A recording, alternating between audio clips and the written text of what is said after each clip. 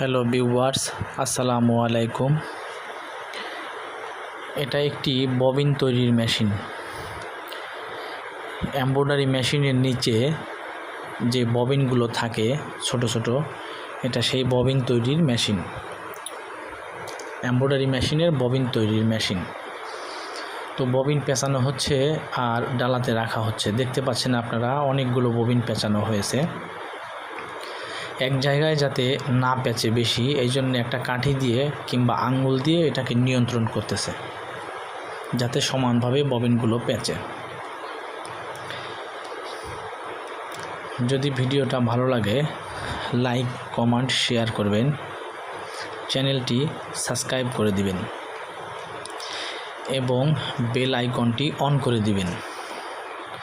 এরকম আরও ভিডিও দেখতে চাইলে বেল আইকনটি অন করে দিবেন।